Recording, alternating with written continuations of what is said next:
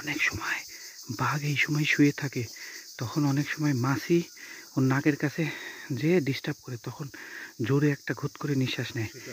এইটা এরকমই একটা শব্দ আমরা পেলাম, আমাদের শুকুর আলী কাকা পাইছে, হ্যাঁ, এবং আমাদের দলের আরও অনেকেই পাইছে। আমাদেরকে সতর্ক হয়ে বনে চলতে হবে।